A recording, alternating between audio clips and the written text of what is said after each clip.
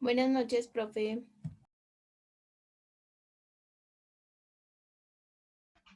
Camila, buenas noches, ¿cómo estás? Bien, sí, señor. Ah, bueno, ¿cómo les ha ido? ¿Bien?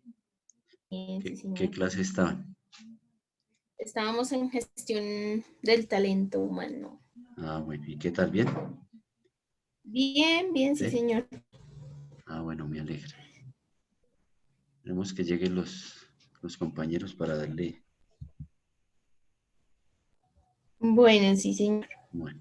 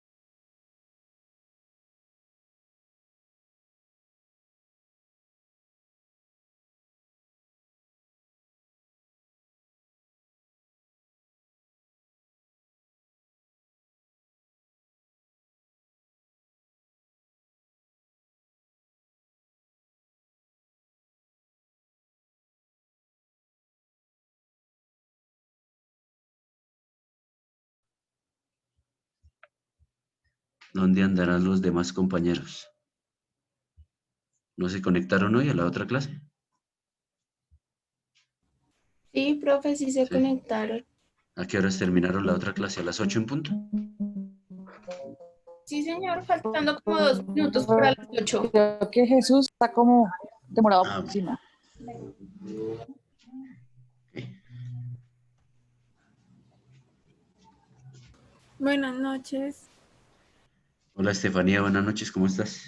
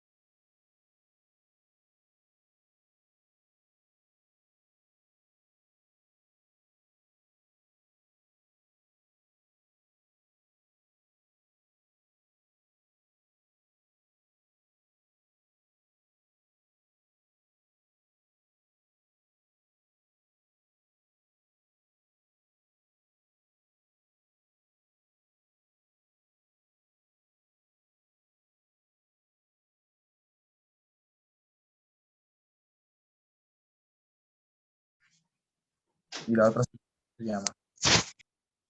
Profe, buenas noches. Lidia, buenas noches, ¿cómo estás? Buenas Bien, noches, profe. señor, ¿cómo estás, profe? Bien, gracias. Ya me alegro mucho. Recordemos que mañana tenemos evaluación, ¿no? Profe, pero no nos vayas a dar tan duro. ¿Cómo así? Preguntas. Suave. Los temas que hemos visto son fáciles, ¿o no? Ah, eso sí, profe. Entonces, no hay ningún problema. La idea es que les voy a dar ingreso uno por uno y en ese orden vamos a hacer el parcial, lo vamos a hacer oral. Yo voy a tener clase con otro curso antes de ustedes. Si por alguna razón no he terminado el parcial del otro curso, yo le voy avisando a nuestra representante para que me esperen un poco mientras termine el parcial, pero pues trataré que sea puntual para que podamos recibir la evaluación el día de mañana de una vez. Y ¿Y va esa llamando sería, listo? en orden, sí, ahí vamos mirando si en orden de lista o en el orden que me aparezcan ahí para entrar. Entonces, Ok. qué es lo que vamos a evaluar? Vamos a evaluar todo lo que hemos visto, o lo poco o mucho que hemos visto hasta el momento. Entonces, vamos a mirar los principios de la seguridad social, las 5 preguntas que formulamos en las primeras clases, el sistema de régimen de prima media con prestación definida, pensión de vejez, el acto legislativo 01 del 2005 desde el punto de vista del régimen de transición, requisitos y demás. Creo que eso es lo que hemos visto hasta el momento. De hecho, todo lo que hayan apuntado ustedes ahí en la clase, eso es lo que vamos a ver. Sí, señor. Bueno, entonces nos pondremos Entonces, juicio. y lo que veamos hoy. Entonces, atentos a lo que expliquemos el día de hoy. ¿Listos?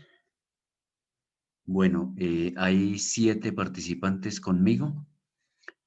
3, los demás que no se conectaron hoy a la primera clase, ¿o qué?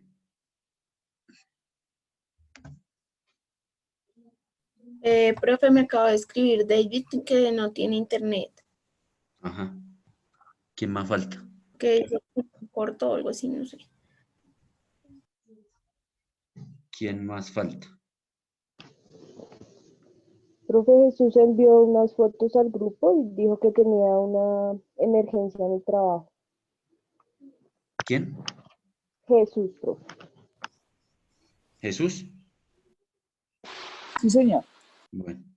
¿Qué dificultad tiene Jesús? ¿Que está en el trabajo? Como que se le inundó la empresa, profe. Bueno, puede que se ponga al día porque no podemos perder por fallas.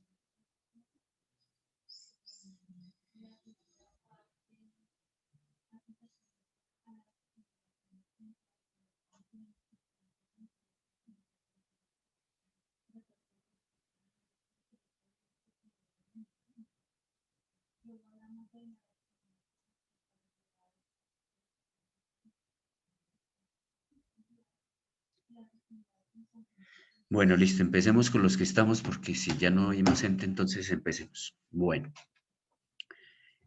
hasta el día de hoy hemos visto, o hasta el día de ayer mejor, vimos el régimen de prima media con prestación definida relacionado con una prestación muy importante que es la pensión de vejez. Vimos los requisitos y dijimos que para pensionarnos en el régimen de prima media con prestación definida administrado por Colpensiones debemos reunir 2 requisitos. Una, la edad y 2, la semana. Voy a hacer brevemente una recapitulación de lo que hemos visto. Dijimos que originalmente la ley 100 establecía que en cuanto a la edad era 55 años para mujeres, 60 años para los hombres. Y en cuanto a la edad, 1000 semanas. Una vez se expide la ley 100, también se establece un régimen de transición previsto en el artículo 36 de esta norma, donde el legislador quiso garantizar o quiso respetar unas expectativas legítimas de aquellas personas que tenían la posibilidad, o por lo menos la expectativa, de pensionarse con un régimen indistinto al de la ley 100 del 93.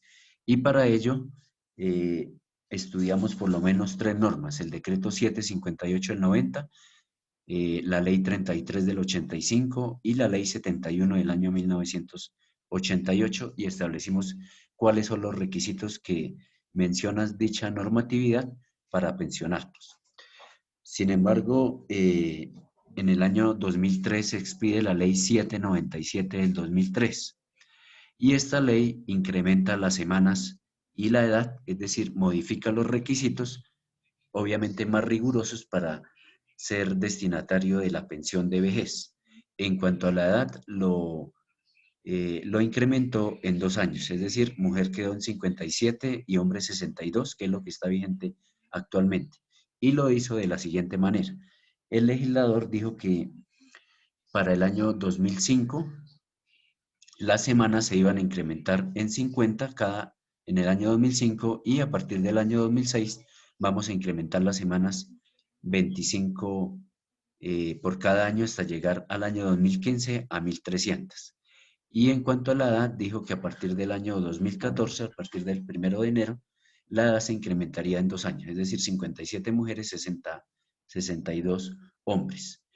Y el acto legislativo, que es una reforma regresiva de la Constitución del artículo 48, estableció lo siguiente respecto a ese régimen de transición que mencionamos hace algún momento, y dijo que el régimen de transición iba hasta el 31 de julio del 2010, salvo para aquellas personas que a la entrada en vigencia del acto legislativo 01 del 2005 tuvieran 750 semanas o su equivalencia en tiempo, es decir, 15 años de servicio, para quienes el régimen de transición expiraría a más tardar el 31 de diciembre del año 2014. Es decir, que lo que está vigente en este momento es 57 años para mujeres, 62 hombres y 1.300 semanas tanto para uno como para el otro. Eso en cuanto a la pensión de vejez y el régimen de transición. No sé si hasta este momento de lo que hemos explicado de esta prestación haya, y los ejercicios que hicimos el día de ayer, existe alguna dificultad sobre este particular.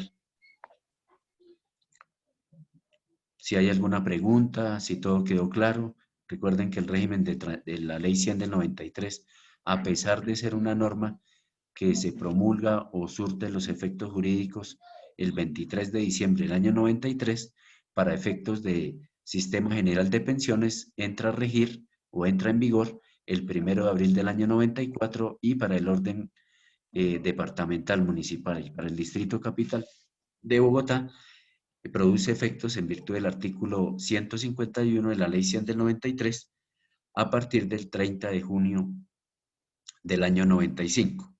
Estefanía. Profe, yo tengo una pregunta. Cuando la persona no se puede, o sea, cumple la edad y no se pensiona por semanas, ¿cómo realizan la liquidación? O sea, la devolución del dinero. Esa es una fórmula que está prevista en el artículo 37 de la Ley 100 del 93. En el artículo 37. 37, sí, ya después miramos las... De la ley 100. De la Ley 100 del 93. Lo mismo sucede con las... Y ya después les menciono el decreto para que lo tengan ahí en cuenta, que eso es un decreto que reglamenta ese artículo 37. Pero les adelanto,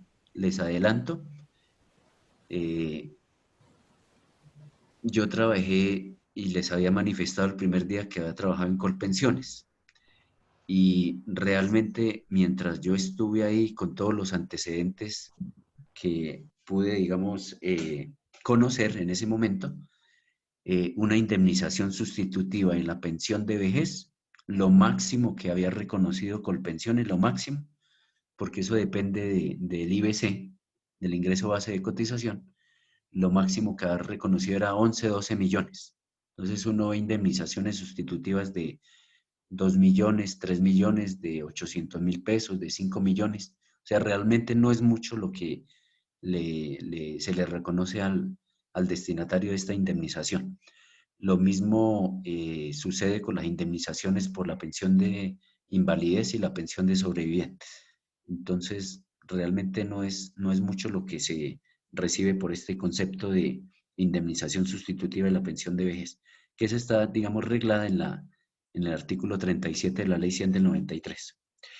Bueno, muy bien. Entonces, si no hay preguntas sobre el régimen de transición, pensión de vejez, entonces vamos a continuar con una prestación bastante importante que está arreglada también en la Ley 100 del 93 y que ha sido, digamos, modificada por la Ley 860 del 2003. Y es la pensión de invalidez. Pensión de invalidez. Bueno, entonces, ¿qué debemos señalar sobre este particular?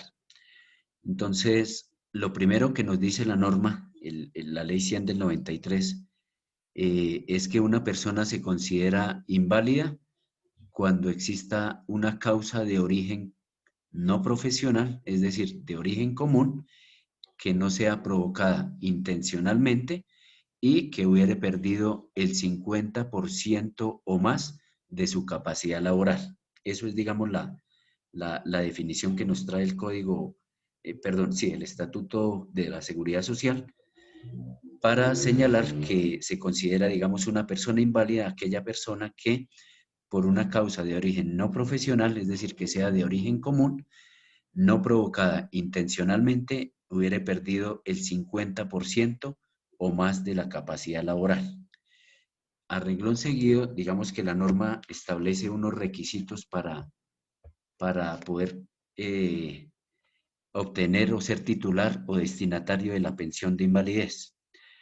Ahora más adelante les voy a explicar un poco cuál es el procedimiento que se debe surtir para que una persona se considere inválida. Ese es un tema que vamos a dejarlo ahí stand-by para poder abordarlo más adelante. Entonces, yo les había mencionado que el Sistema General de Pensiones, digamos que ofrece no solamente una prestación de la pensión de vejez, sino otras prestaciones económicas, con el fin de que las personas de alguna manera tomen conciencia de que cotizar al Sistema General de Pensiones es muy importante, en razón a que vamos a estudiar una prestación en la que se requiere, digamos, el haber cotizado unas semanas antes de la configuración, ya sea de una enfermedad de origen común o de un accidente, digamos, que no sea de origen laboral. Y en esa medida, digamos que los requisitos que establece el Estatuto de la Seguridad Social están previstos tanto en la Ley 100, pero que fueron modificados por la Ley 860 del 2003. Entonces, digamos que hay dos requisitos para ser beneficiarios de la pensión de invalidez. Uno, que se declare inválido, que ya lo vamos a ver más adelante, y dos, que se reúna, digamos, unas condiciones respecto a las semanas.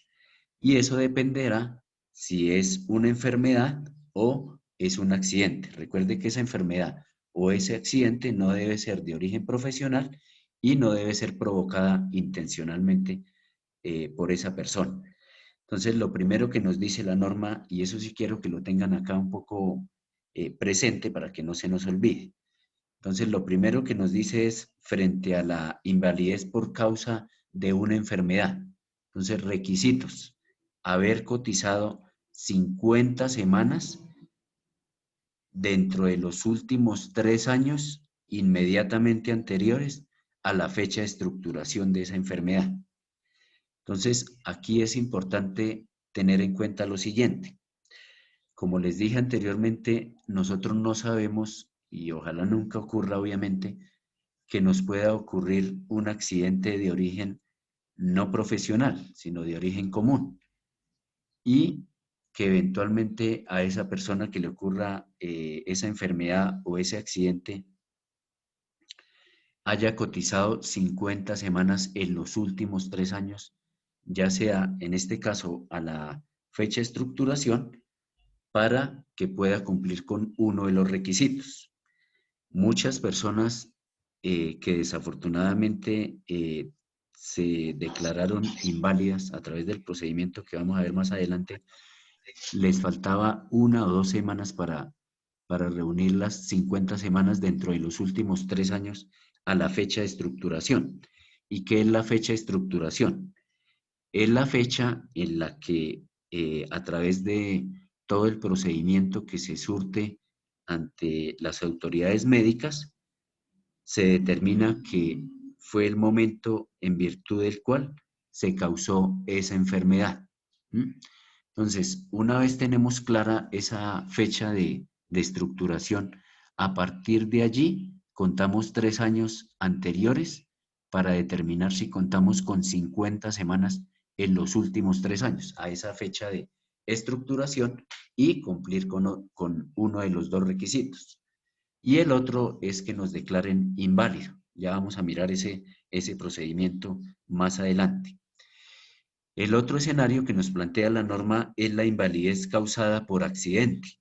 Entonces la norma aquí también nos exige 50 semanas en los últimos 3 años inmediatamente anteriores al hecho causante de ese accidente. Y obviamente haberse determinado que esa persona es inválida a través del procedimiento que vamos a mirar. Ahora bien, en tratándose de menores de 20 años, porque ustedes saben que vamos a empezar a cotizar a los 18 años cuando nos vinculamos a la fuerza laboral, esos menores de 20 años, ¿sí?, no deberán acreditar, digamos, las 50 semanas que se exige para las personas que han venido cotizando y que son, digamos, o que tienen una edad superior a los 20 años. Aquí la norma, digamos que en razón a que esa persona que ingresó a laborar a los 18 años, pero justo le ocurre un accidente de origen no profesional o una enfermedad de origen común, la norma es menos rigurosa en este aspecto, porque recuerden que en el primer caso se exigen las 50 semanas en los últimos 3 años. Aquí la norma nos dice que le exige 26 semanas en el último año inmediatamente anterior al hecho causante, ya sea de su invalidez o su declaratoria. Entonces, para estas personas que están en ese rango entre los 18 y los 20 años, que les ocurra una enfermedad o un accidente de origen no profesional, la norma no les exige las 50 semanas, sino 26 semanas para este efecto. Y la norma establece que para ciertas situaciones particulares, es decir, o una en especial, esa persona que haya cotizado el 75% de semanas mínimas requeridas para una pensión de vejez, a esa persona solo se le requerirá no los 50 años que exige en el primer escenario, sino 25 semanas en los últimos 3 años. Entonces, si quieren, hagan ahí una operación rápida para determinar a cuánto equivale el 75% de las semanas que hoy en día el Sistema General de Pensiones exige para que se pensionen las personas por vejez. ¿Cuánto sería el 75% de 1.300 semanas?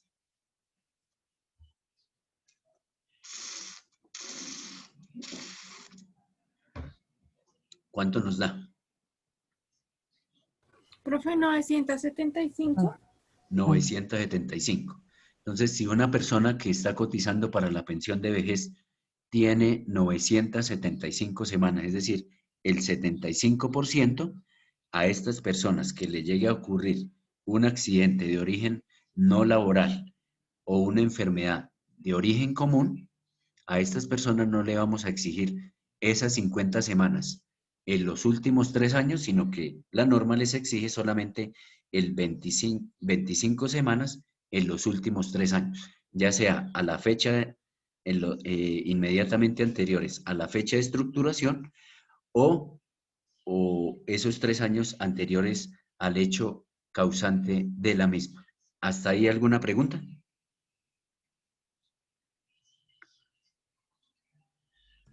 Profe, una preguntita. ¿Quién Sí, determina la fecha de la ¿estructuración? estructuración? Ya vamos para allá. Ya vamos para Ok. allá. Ya vamos para allá. Entonces, acá lo importante es determinar que primero debemos reunir un requisito y es que declaren inválida a esa persona. Ya vamos a ver el procedimiento. Y el segundo es el de las semanas. Entonces, respecto a una enfermedad, pues son 50 semanas en los últimos 3 años inmediatamente anteriores a la fecha de estructuración. En el otro escenario, la invalidez, digamos, cuando se causa por un accidente, exige las mismas 50 semanas en los últimos 3 años inmediatamente anteriores al hecho causante de la misma. Y cuando se trata de aquellas personas menores de 20 años, ya la norma no les exigirá, digamos, las mismas semanas, sino que les exige 26 semanas inmediatamente anteriores en el último año a la invalidez o a su declaratoria. Y en el último escenario que planteamos ahora es cuando esa persona cuenta con el 75% de las semanas de cotización a quienes se les exige solamente 25 semanas en los últimos 3 años. ¿Entendido hasta ahí, cierto? ¿Me hice entender? Sí, señor. Bueno, entonces fíjense la importancia de cotizar al Sistema General de Pensiones. No estamos exentos de un accidente, de una enfermedad, y si estamos cotizando, pues podemos reunir los requisitos. Obviamente que no estoy deseando que tengamos un accidente, ni más faltaba, sino la importancia que reviste de estar todo el tiempo cotizando al Sistema General de Pensiones, porque allí no solamente nos ofrece la pensión de vejez, sino que estamos viendo otra prestación que es la pensión de invalidez. Bueno, entonces ahora vamos a analizar el otro requisito, y es un poco responder a la pregunta de Camila. Lo primero es advertir cómo o quiénes están, digamos, facultados por disposición legal de declarar a una persona inválida. Entonces, lo primero es establecer, digamos, ese procedimiento. Y el procedimiento o la norma nos dice que corresponde a Colpensiones, a la EPS, a la ARL o a las compañías de seguro que asuman, digamos, el riesgo de invalidez o muerte para determinar en primera oportunidad la pérdida de la capacidad laboral y el origen de estas contingencias. Es decir, aquí lo que se determina es un porcentaje de pérdida de la capacidad laboral y por otro lado se determina el grado y el origen de esa pérdida de la capacidad laboral. Entonces, como en este caso estamos hablando de origen común, allí se determinará en cabeza de cuál entidad es la encargada de reconocer y de pagar las prestaciones económicas a que haya lugar. En este caso estamos hablando de una enfermedad de origen común o de un accidente que no tenga relación con el tema laboral, sino que sea, digamos, de origen común. Entonces, estas entidades, ya sea la EPS, Colpensiones, la ARL o la compañía de seguros, son las que determinan en primera oportunidad la pérdida de la capacidad laboral. ¿Y cómo lo hacen? A través de el estudio que establece el Manual Único de Calificación de la Pérdida de la Capacidad Laboral para determinar si esa persona es inválida o no, para declarar, digamos, ese estado de invalidez. Y en esa medida emiten un dictamen con base en esta norma, en este Manual Único de Calificación, donde se determina si esa persona cuenta con un salario o con un porcentaje igual o superior al 50%, y en este caso se habría que determinar si es de origen laboral o de origen común. Obviamente que en el escenario que estamos planteando se requiere que sea de origen común, ya sea el accidente o la enfermedad y sobre todo que no haya sido causada de manera intencional. Y eso lo hacen a través de un dictamen, de un documento donde se estudia y se analiza si esa persona cuenta con un 50% o más de pérdida de la capacidad laboral, dependiendo si es una enfermedad de origen común o si es un accidente de origen no profesional. Una vez se emita este dictamen, nos notifican de esa decisión y nos notifican para que nosotros presentemos dentro de los 10 días una inconformidad sobre ese dictamen que emite ya sea Colpensiones, las aseguradoras, la administradora de riesgos laborales o la EPS, con el fin de que nosotros presentemos un escrito, una inconformidad, para que desvirtuemos aquello que ha señalado las anteriores, alguna de estas entidades de la Seguridad Social.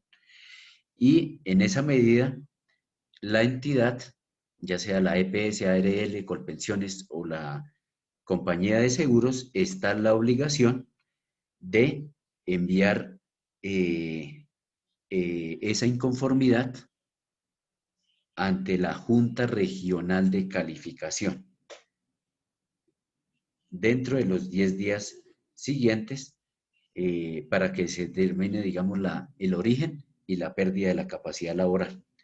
Si esa decisión se ratifica por parte de, en este caso, de una de las entidades de la Seguridad Social, la norma establece que procede el recurso de apelación. Ese recurso de apelación se debe presentar ante la entidad que determinó que la pérdida de la capacidad laboral no es superior al 50%, para que ésta a su vez envíe ese dictamen a la Junta Nacional de Calificación, que sería, digamos ya, desde el punto de vista procesal, la última instancia para determinar si esa persona se puede declarar inválida con un 50% o más y que el origen, en este caso, sea común, ya sea para un accidente o para un accidente no laboral o para una enfermedad de origen común. Y en esa medida tendríamos la posibilidad que frente a una decisión que tome la Junta Nacional de Calificación, podríamos iniciar las acciones legales correspondientes ante la ante la jurisdicción ordinaria en la especialidad laboral y seguridad social. Es decir, esa última decisión que toma la Junta Nacional de Calificación es la definitiva para poder demandar ante la jurisdicción ordinaria en la especialidad laboral y seguridad social. ¿Hasta aquí alguna pregunta? No, señor, claro hasta ahora. Sí, Lidia, dime. Claro hasta ahora. Bueno, listo. Entonces, ese es, digamos, el procedimiento que establece la Ley 100 del 93, donde nos preguntaba Camila que quién determina la pérdida de la capacidad laboral. Entonces, esas son las entidades, la ARL, la EPS, Colpensiones o la compañía de seguros que de alguna manera asuma el riesgo de invalidez y de muerte. Entonces, estemos atentos allí a esa norma para que tengamos presente cuáles son los procedimientos que se deben surtir para poder determinar la pérdida de la capacidad laboral de una persona que puede considerarse inválida o no. Pregunta, creo que Estefanía levantó la mano. Profe, qué pena, ¿en qué artículo está esto? El artículo 41 de la Ley 100 del 93. Gracias. Listo, con mucho gusto. Artículo 41 de la Ley 100 del 93. Igual esta prestación está arreglada desde el artículo 38 de la Ley 100 del 93. Bueno, entonces, eso por respecto a la pensión de invalidez. La norma también establece que estas pensiones de invalidez que son reconocidas en el régimen de prima media pueden, digamos, revisarse por parte de la entidad de la Seguridad Social cada 3 años, con el fin de, digamos, ratificar, modificar o dejar sin efectos el dictamen que sirvió de base para la liquidación de la pensión. Entonces, si nosotros conocemos a alguien que que esté, digamos, pensionada por invalidez en el régimen de prima media con prestación definida, debemos recordarle que cada 3 años debe realizarse el nuevo dictamen para determinar si persiste, digamos, la incapacidad o la invalidez que exige, digamos, la norma. Entonces debemos estar muy atentos a este particular para determinar si hay una merma o si hay una mejoría en la invalidez que padece, digamos, esta persona. Y allí, digamos, que la norma exige un poco, o le exige mejor a la persona que se le revise ese dictamen, que se acerque a medicina laboral de Colpensiones, o ya sea de la entidad para la cual se le reconoció la prestación, para que se acerque y se le practique esos exámenes, so pena de que si no lo hace, sencillamente la norma establece que deberá revisarse, digamos, dentro de los 3 años contados a partir de la fecha de la solicitud. Y estar muy pendientes de que ese resultado, digamos, salga favorable para nosotros para poder hacer exigible algún, digamos, derecho sobre este particular. No sé si hay alguna pregunta sobre este tema. ¿Estamos claros, sí? Bueno, listo. Entonces, esto es lo que les quería contar sobre la pensión de invalidez, teniendo claro que las juntas, tanto regionales como las juntas nacionales, son, digamos, entidades que están adscritas al Ministerio de Trabajo, pero que tienen, digamos, cierta autonomía desde el punto de vista presupuestal, pero que él nos puede, digamos, ayudar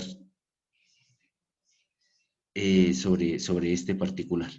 Entonces, la norma pues establece aquí que se debe revisar cada 3 años, donde la persona tiene la obligación de acercarse a medicina laboral para que le realicen nuevamente el dictamen para determinar si hay una merma o hay un incremento en esa discapacidad, y si no lo hace, pues sencillamente Colpensiones lo que hace es suspender la prestación económica, y el afiliado estaría obligado a incurrir en gastos adicionales sobre la pérdida de la capacidad laboral para que se le determine, digamos, mediante un nuevo dictamen, si esta persona le incrementó el porcentaje de pérdida de la capacidad laboral o por el contrario le disminuyó, y en esa medida, digamos, se determine cuál es el porcentaje que se le debe estar, digamos, reconociendo. Estas juntas, digamos, regionales y nacional, hacen parte o están adscritas al Ministerio de Trabajo, y sea lo primero de señalar sobre este particular, que tienen, digamos, una enorme responsabilidad estos miembros de las juntas regionales y de la Junta Regional y de la Junta Nacional, perdón, para, digamos, emitir un dictamen como quiera, que si se logra, digamos, identificar que se está desconociendo un derecho de una persona que está en el trámite de reconocimiento de una pensión de invalidez, pues sencillamente se expone esta persona a la imposición, digamos, desde el punto de vista disciplinario, de sanciones por, digamos, no actuar bajo el marco de la Constitución y la ley.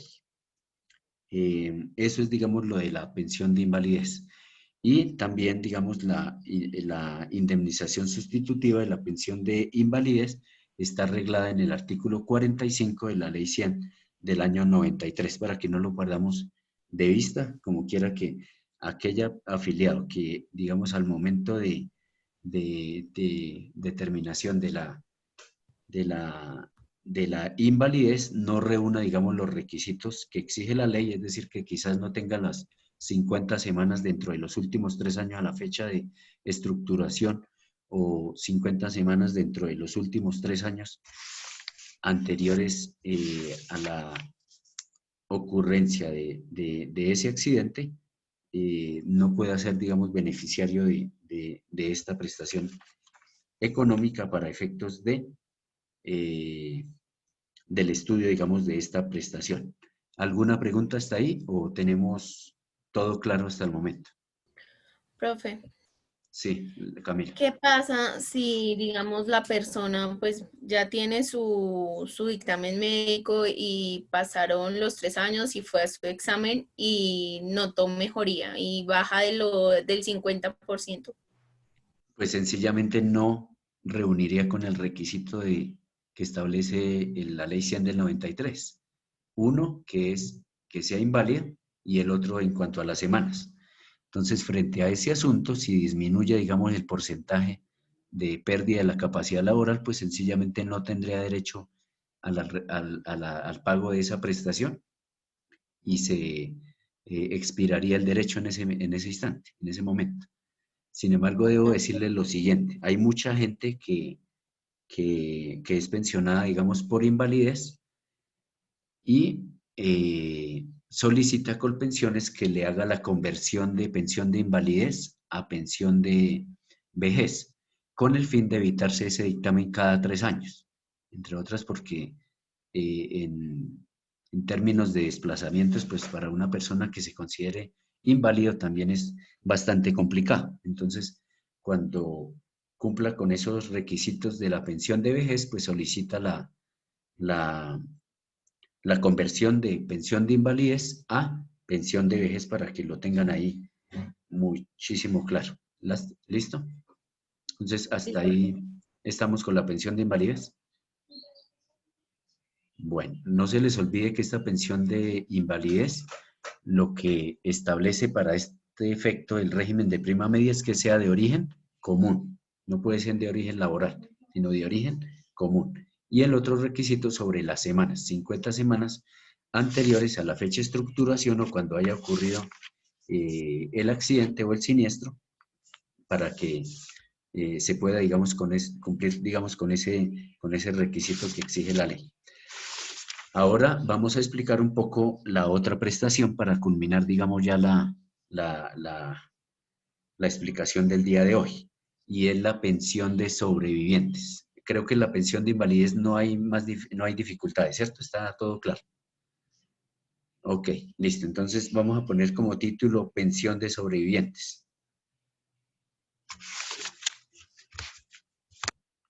Pensión de sobrevivientes. Entonces, lo primero es advertir que una cosa es pensión de sobrevivientes y otra cosa muy distinta es la sustitución pensional. ¿Quién me puede decir en qué gravita la distinción entre pensión de sobrevivientes y sustitución pensional? ¿Quién me puede decir eso?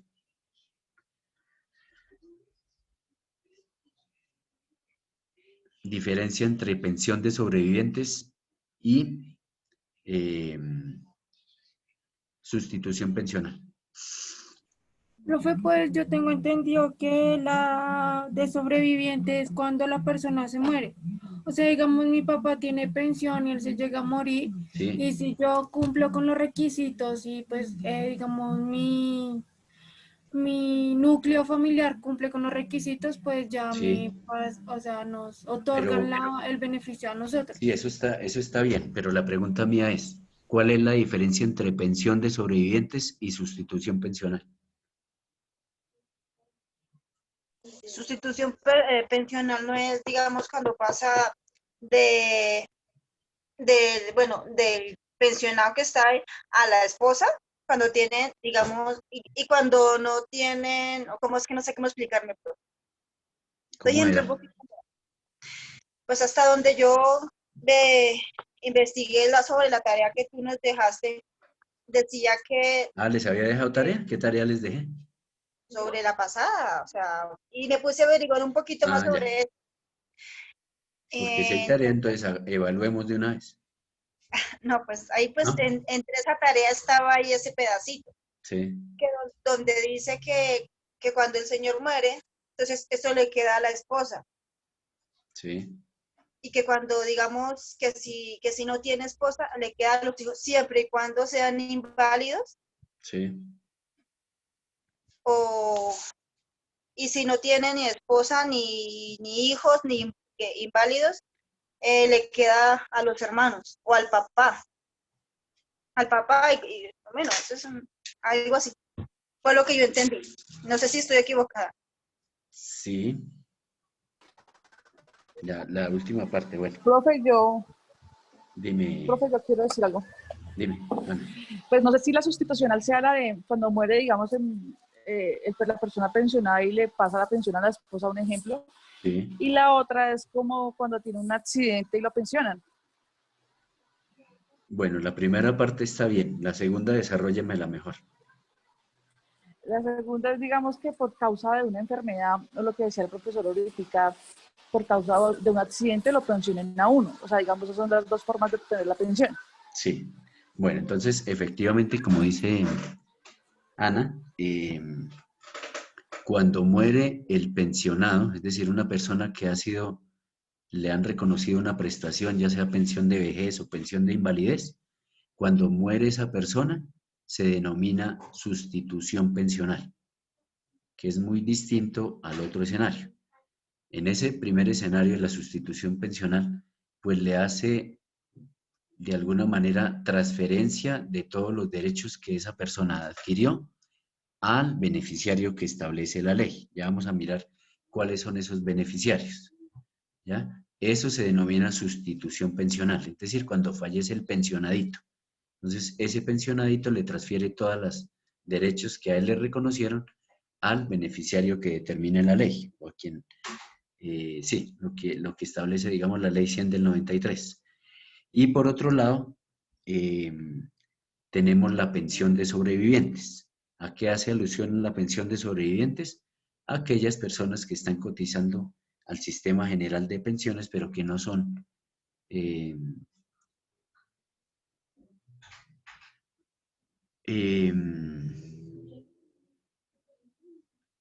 o que ostentan mejor la categoría de afiliados, que no son pensionados. Entonces, sustitución pensional se refiere a los pensionados y pensión de sobrevivientes se refiere a los afiliados. ¿Listo? Pero que para efectos prácticos, digamos que la norma aquí establece una serie de beneficiarios de la pensión de sobrevivientes que ya vamos a estudiar. Entonces, no es como la lista de beneficiarios en una sucesión, pero sí hay que respetar, digamos, el orden que tenemos acá de acuerdo a la ley.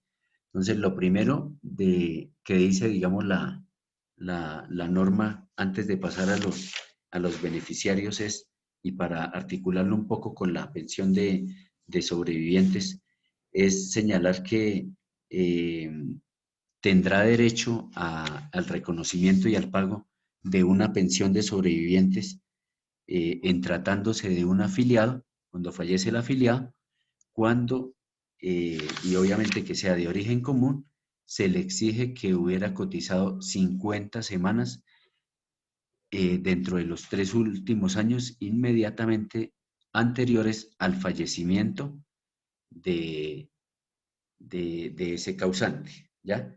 Es decir, como hay sustitución pensional, pues no hay ningún inconveniente porque le traspasa, digamos, o le sustituye mejor todos los derechos que adquirió al momento de habérsele reconocido la prestación. Mientras que el afiliado, como no se ha pensionado todavía, la norma establece que se le debe o debe acreditar mejor dentro de los últimos 3 años anteriores al fallecimiento, se le debe acreditar esas 50 semanas en los últimos 3 años para poder, digamos, tener claridad respecto a qué requisitos exige la Ley 100 del año 1993. ¿Hasta aquí alguna pregunta? Profe, tenemos que entonces el de sustitución pensional es cuando la persona ya adquirió la pensión y el de sobreviviente es cuando no ha terminado de cumplir los requisitos para la adquisición de la pensión. Exacto, entonces estamos hablando de cualquiera de nosotros. Entonces, una persona que está afiliada, que está cotizando al Sistema General de Pensiones, en este caso al régimen de prima media con prestación definida, ahí se denomina pensión de sobrevivientes. Y la norma exige en ese escenario que debe haber cotizado 50 semanas anteriores a los últimos 3 años, para que, digamos, la norma establece esa particularidad. Ahora, miremos cuáles son los beneficiarios de esa pensión de sobrevivientes. Entonces, aquí hay un orden que establece la Ley 100 del 93 y que fue modificada por la Ley 797 del 2003. Entonces, lo primero que establece la norma es que como primer beneficiario está el cónyuge o la compañera o compañero permanente. Y para ello nos dice la norma que de forma vitalicia tendrá derecho esa compañera, cónyuge o compañero permanente o supérstite, siempre y cuando reúnan los siguientes requisitos para que sea de manera vitalicia. Primero, que tenga 30 años o más, ese cónyuge o compañero permanente o supérstite del causante. En ese caso, digamos que la norma establece que la pensión será de manera vitalicia. Y el otro escenario que plantea es cuando ese beneficiario tenga una edad inferior a 30 años. ¿Qué sucede en ese caso? En ese escenario, la disposición, la norma, establece que quien tenga menos de 30 años y no haya tenido o no haya procreado hijos con el causante, la pensión se le reconocerá de manera temporal, con el fin de que esta persona cotice para efectos de reconocimiento y pago de una pensión de vejez. Solamente de manera temporal se le reconocerá por un término de 20 años. Es decir, si esta persona tiene menos de 30 años y no ha procreado hijo alguno con el causante, la norma establece que obviamente se le reconocerá, pero solamente por el término de 20 años para que éste inicie o siga cotizando al Sistema General de Pensiones y pueda, digamos, adquirir el derecho a la pensión de vejez. Eso en ese escenario. Entonces, la idea aquí es determinar si la persona beneficiaria de la pensión de sobrevivientes en calidad de cónyuge o compañero permanente tiene 30 años o más o 30 años o menos para determinar si en el caso que tenga 30 años o más, la pensión será de manera vitalicia. Y si esta persona tiene una edad inferior a 30 años, entonces la norma establece que se le reconocerá, y no ha tenido hijos, se le reconocerá por un periodo de 20 años con el fin de que éste cotice a la pensión de vejez para ser, digamos, beneficiario de su propia pensión de vejez. Eso en ese escenario. Entonces, y determinar si tuvo o no hijos con el causante para mirar si tiene la posibilidad del reconocimiento que sea de manera vitalicia. Ahora bien, miremos cuáles son los requisitos que debe acreditar ese beneficiario en calidad de cónyuge. Y esto sí quiero que de pronto lo apunten por ahí o lo tengan muy presente. Profe, Entonces, una pregunta. hablemos en el escenario, ya te respondo para no perder, digamos, el hilo conductor.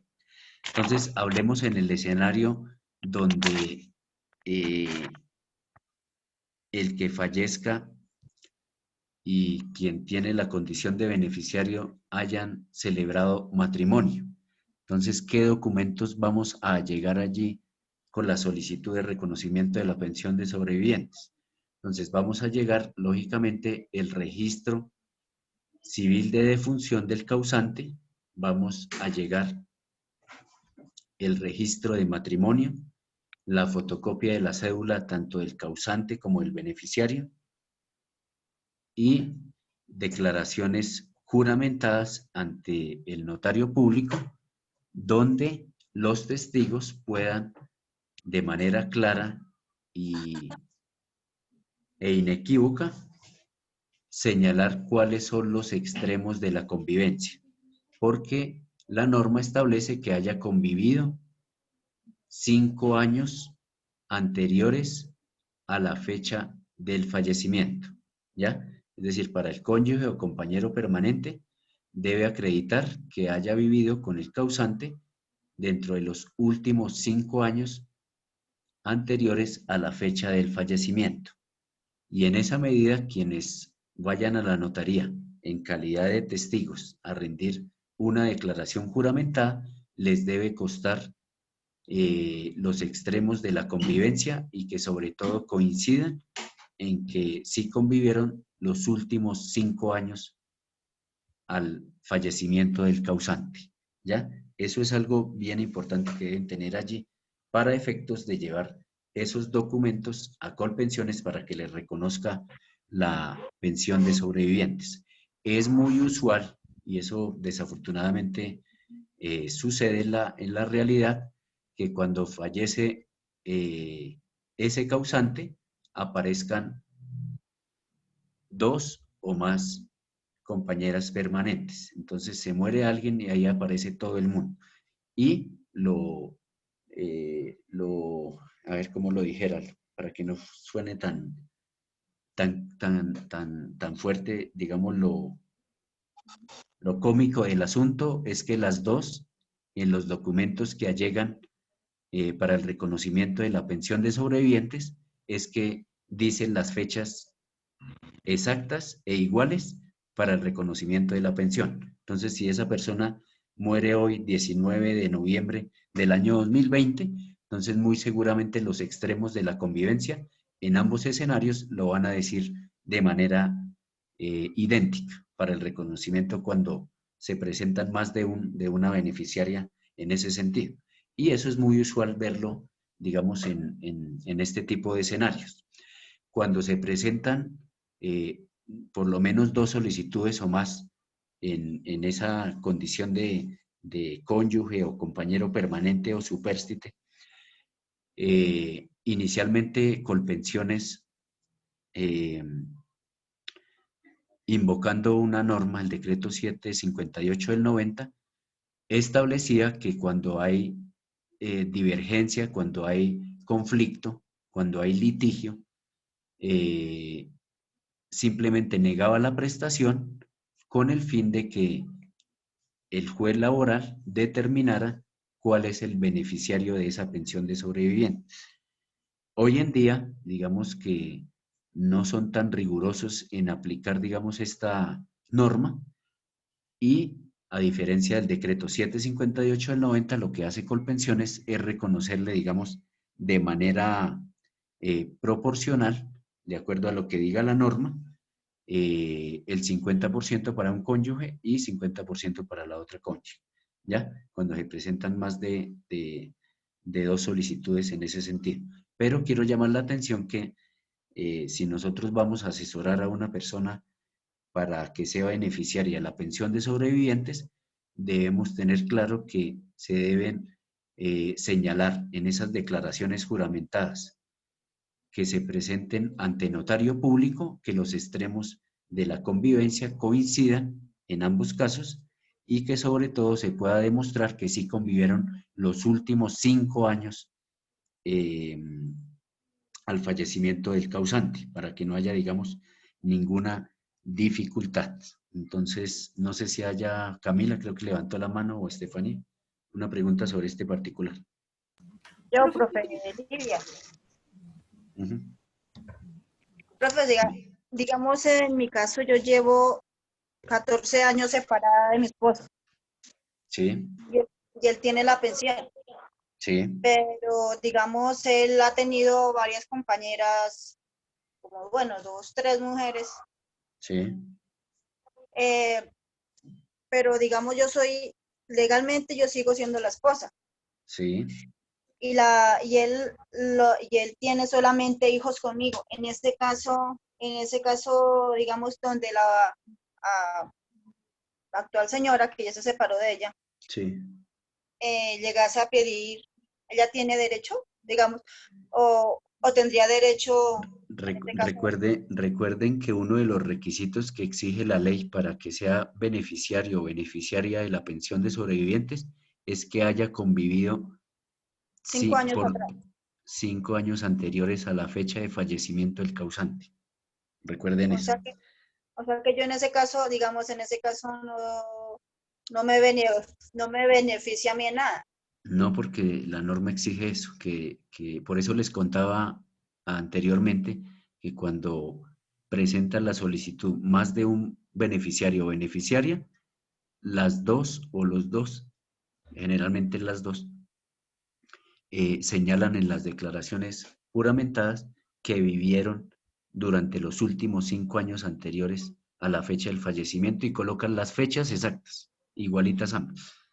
Y ya será igual un tema desde el punto de vista probatorio que el juez determine cuál es realmente la beneficiaria o si ambas acreditan que efectivamente sí convivieron de manera simultánea, es decir, estando casado y su compañera permanente, que tuvieron, digamos, una relación clandestina, pero que fue permanente, les otorga, digamos, la pensión en proporciones que establece la ley a las dos.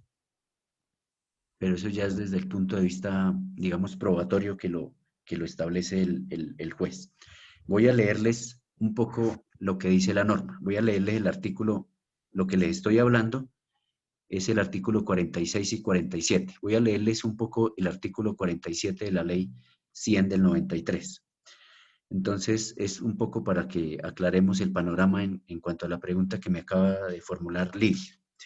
Entonces nos dice, en caso de convivencia simultánea de los últimos 5 años, por eso habla de los 5 años, o sea, ahí se exige tanto para la cónyuge como para la compañera permanente. Antes del fallecimiento del causante entre un cónyuge y una compañera o compañero permanente, la beneficiaria o el beneficiario de la pensión de sobrevivientes será la esposa o el esposo, pero recuerde que ahí la norma dice de los 5 años.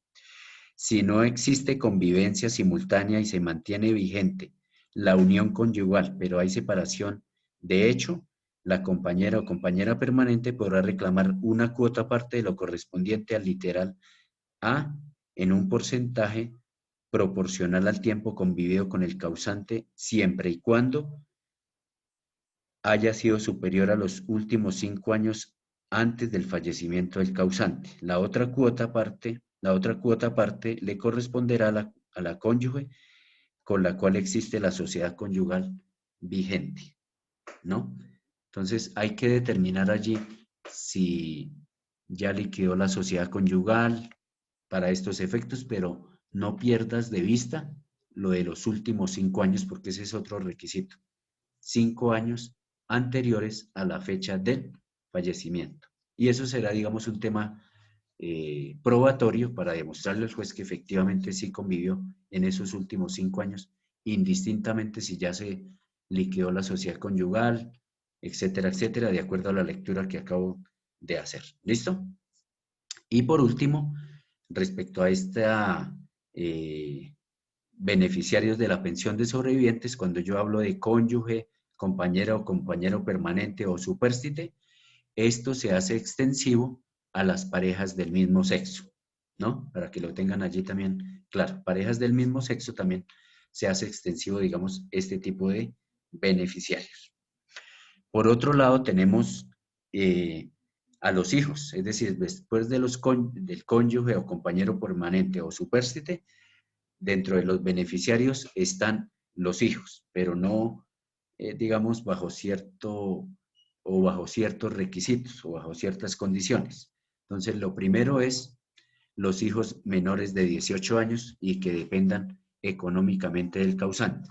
Entonces, creo que aquí no hay mayor dificultad porque, digamos, los menores de 18 años dependen económicamente del causante y en esa medida se tendría que acreditar a través de un certificado de nacimiento el parentesco entre el causante y ese beneficiario que sería el menor de edad. La norma establece que esa, digamos, condición de 18 años se puede un poco extender hasta los 25. En razón a que hasta los 25, digamos, la ley protege a esa persona siempre y cuando dependa económicamente de ese causante y se encuentre estudiando. Entonces, hasta los 25, digamos que se protege a ese hijo, siempre y cuando, digamos, tenga la dependencia económica del causante en el sentido de que se encuentre estudiando hasta los 25 años. Y el otro escenario de los hijos son aquellos hijos incapacitados, dice la norma, pero debería ser que se les haya declarado con una pérdida de la capacidad laboral igual o superior al 50%, tal como lo vimos en la pensión de invalidez. Para ellos, digamos que no hay una edad, sino que la ley establece que tenga, digamos, esa pérdida de la capacidad laboral igual o superior al 50% para que sea beneficiario de la pensión de sobrevivientes de ese causante, indistintamente de la edad que tenga ese beneficiario. Ese es en cuanto a los hijos. Ahora bien, puede suceder el escenario donde no exista cónyuge, donde no exista compañera o compañero permanente o sencillamente no se procrearon hijos. Y en ese escenario, los beneficiarios serían los padres del causante siempre y cuando acrediten una dependencia económica. Es decir, que esos padres, digamos que eventualmente no sean beneficiarios de una pensión de vejez, sino que dependían económicamente. Ese es el de los escenarios un poco más complejos, donde se debe demostrar que los padres no dependían, o mejor, o se debe demostrar que dependían económicamente del causante.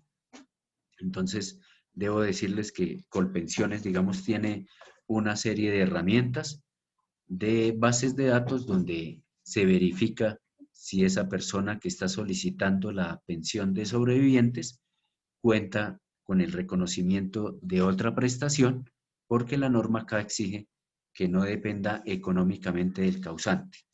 Entonces, hay muchas personas que quizás puedan actuar de mala fe, donde dicen, mire, yo en mi condición de padre del causante, merezco ser beneficiario de la pensión de sobrevivientes de mi hijo, como quiera que dependo o dependía mejor económicamente de ese causante. Pero que Colpensiones, digamos, tiene unas bases de datos para verificar si esa persona dependía económicamente. Y una forma de determinar si dependía o no económicamente es que esa persona que está solicitando el reconocimiento de la pensión o en condición de beneficiarios tenga el reconocimiento de una pensión de vejez, y en esa medida pues variaría lógicamente el requisito y no tendría derecho al reconocimiento de esa pensión de sobrevivientes. Y si en últimas, como último escalón que tenemos allí para determinar cuáles son los beneficiarios, a falta de cónyuge permanente, de compañera o compañero permanente, de padres o hijos con derecho, la norma establece que se puede ser beneficiario aquellos hermanos inválidos que dependían económicamente del causante.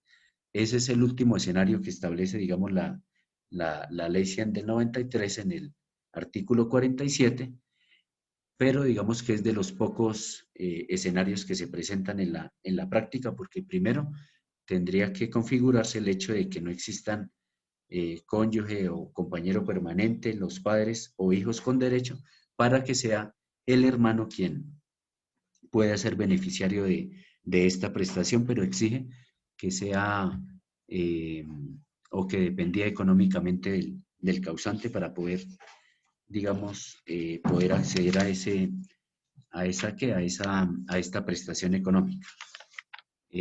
No sé si hay alguna pregunta sobre este particular.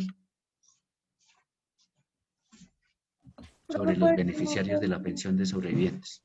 Dime. Retomando otra vez al del cónyuge, digamos, si la persona beneficiaria de la pensión nunca ha tenido, o sea, está casado, tiene la sociedad, pero ya no conviven e independientemente nunca ha tenido con otra persona, ahí se podría ser beneficiaria con la persona que tiene la sociedad. Pero O recuerda, pero digamos que no haya liquidado la sociedad conyugal, es lo que me dices. sí, no la liquidaron, pero pues ellos como tal nunca han convivido. Y no hay No, otra persona, nunca ha tenido otra cónyuge permanente no porque o... la norma exige que haya convivido con el causante por lo menos los últimos 5 años a la fecha del fallecimiento. Ese es un requisito que ustedes no pueden dejar pasar por alto, porque puede que, por eso, a ver, yo me puedo, digamos, puede celebrarse el matrimonio, y es el caso que tú estás planteando. Sí, Se señor. celebra el matrimonio, ya sea por lo civil o por lo católico, pero resulta que nunca convivieron. Entonces, esa pareja o ese beneficiario, a pesar de que celebró matrimonio con el causante, no pudo acreditar el otro requisito que es haber convivido 5 años anteriores a la fecha del fallecimiento. Por eso es importante, además, en esos casos de allegar el registro civil de matrimonio, unas declaraciones juramentadas en las que establezcan o donde se manifiesten los extremos de la convivencia. Y lo más importante, de acuerdo a la Ley 100 del 93 y modificada por la Ley 797 del 2003, es que se demuestre que sí haya convivido durante los últimos 5 años anteriores a la fecha de fallecimiento del causante. Eso es, digamos, algo esencial para poder ser beneficiarios de esa prestación económica. ¿Listo? Yo Profe, tengo una, otra pregunta. Ay, qué pena, Camila. Ya les dejo hablar. Tengo una otra pregunta, profe. Digamos, un señor que nunca respondió por su hija y él aparece beneficiario de la pensión y la hija cumple con los requisitos para ser beneficiaria de la pensión por sobreviviente. ¿La puede reclamar sin ningún problema? Pero la hija, ¿qué condición tiene? Pues cumple con ¿Qué el edad tiene? requisito de ¿Qué edad tiene? que es menor de 18 años. Pero el señor, digamos, pues tiene el apellido, la niña tiene el apellido, pero nunca hubo un reconocimiento físico o una relación personal entre ellos dos. ¿No implica nada? No, desde que sea Ah, menor de edad, digamos, esa situación por sí misma, la haría acreedora de ser beneficiaria de la pensión de sobrevivientes, porque generalmente, digamos, Colpensiones lo que revisa es algunas bases de datos para verificar, por ejemplo, que la menor era beneficiaria en el sistema de salud del causante. ¿Mm? Y eso es un buen indicio, un gran indicio para determinar que sí dependía económicamente del causante, que la tuviera afiliada al sistema de seguridad social en temas de salud. ¿Ya? profe, pero si nunca, digamos, tuvo como esa, bueno, el señor nunca aportó nada económicamente con la niña. Entonces, Eso ya es un tema desde el punto de vista probatorio, porque la niña o la mamá de esa menor de edad nunca va a decir eso. Obviamente nunca va a decir que ella no recibía la cuota alimentaria del causante. Ella no va a decir eso. Ella muy probablemente va a decir en la declaración juramentada y con testigos que la niña, acreditando a través del registro civil de nacimiento, primero era hija del causante y segundo que dependía económicamente del causante. O sea, ella no va a decir que nunca el padre cumplió con su obligación alimentaria. Ella nunca lo va a decir. Es la plena seguridad que nunca lo va a decir, porque no le va a beneficiar en nada, porque si ella lo dice que no dependía, pues sencillamente no le van a reconocer la prestación. O sea, decir que el padre nunca respondió por ella desde el punto de vista de sus obligaciones, pues eso no lo van a decir. O por el contrario, lo que van a decir es que sí dependía económicamente y que es menor de edad. y acreditan con el parentesco. Porque si lo dicen, pues se la van a negar. Así de sencillo. ¿Listo? Camila. Profe, la cantidad de testigos que se necesitan obviamente para la declaración juramentada, ¿cuántos son? ¿O no hay Dos. dos? Mínimo dos. Mínimo dos. Mínimo dos. Pero lo importante allí es que esos dos testigos manifiesten los extremos de la convivencia y que sean exactos y sobre todo que digan que convivieron en los últimos 5 años. Eso es clave. ¿Sí? Eso es clave, porque pueden decir que convivió el último año, no pierde el derecho a que se le reconozca la prestación económica. O puede decir que convivieron más de 5 años. O sea, la norma dice 5 años o más, pero mínimo 5, mínimo 5.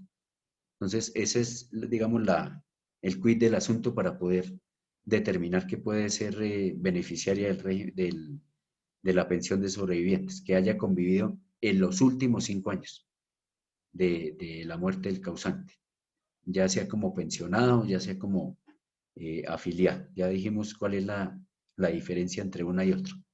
¿Listo? ¿Qué otra pregunta hay por ahí?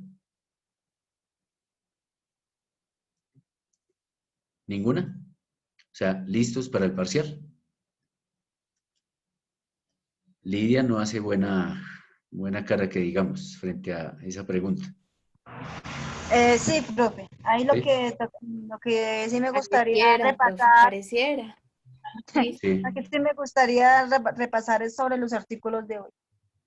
Ah, bueno, listo. Lo de los artículos de hoy, para que lo tengan allí en cuenta, la pensión de invalidez está en el artículo 38 y subsiguientes de la Ley 100 del 93. Entonces van a leer el 38, el 39, el 40, el 41, el 42 si quieren respecto a las juntas regionales de calificación.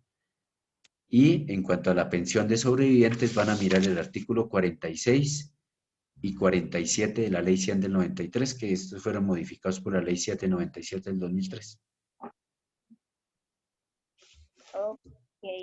¿Listo? Sí, señor.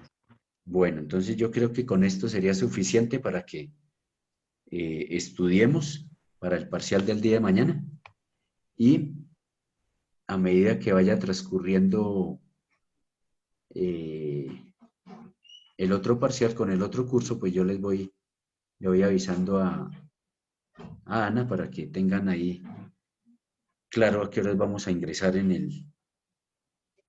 al parcial. Entonces, mañana nos vamos a dedicar solamente al parcial. Sé que son poquitas personas, pero trataré de formularles una o dos preguntas para que podamos desarrollar ese ejercicio, para ya tener, digamos, el primer 30% de esta materia. ¿Listo? Bueno, ¿Listo? Sí, entonces señor. nos encontramos mañana a más tardar a las 8:05 si no ocurre nada extraordinario. Preparado. Bueno, bien Listo. preparados, vamos a estudiar los principios, vamos a estudiar la Ley 100 del 93, requisitos.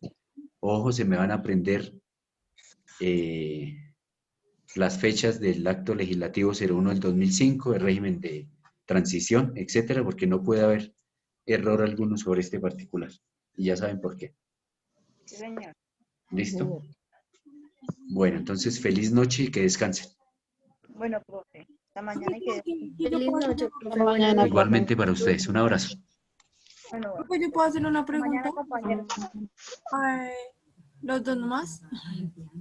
Dime. Organice, vámonos. Gracias. Bueno, Chao. que Profe, una descansen. pregunta. Chao, profe. Uno, ¿cómo puede averiguar sobre una persona cuando no aparece en ni el sistema de pensión ni de salud? ¿Cómo Ni, así? digamos, o sea, es que, pues, hay una persona que está buscando al papá, pero entonces no aparece ni en el sistema de pensión, ni en el sistema de salud, no aparece como NN, ni tampoco aparece en el En la SISBEN, Registraduría Nacional del Estado Civil. en la registra. Y hay como uno busca, profe, es que pues, por número de documento. Sí, sí. Ay, si no aparece, pues digamos aparece el último punto de votación que fue en el 2003, pero Sí. de resto no aparece nada más. Tocaría a la registraduría hacerle la solicitud y para qué necesitas esa información, para que la suministre. Ah, ok, listo. ¿Listo? Muchísimas gracias, sí. Bueno, Stephanie. Hasta luego. Igualmente, un abrazo y que descanses.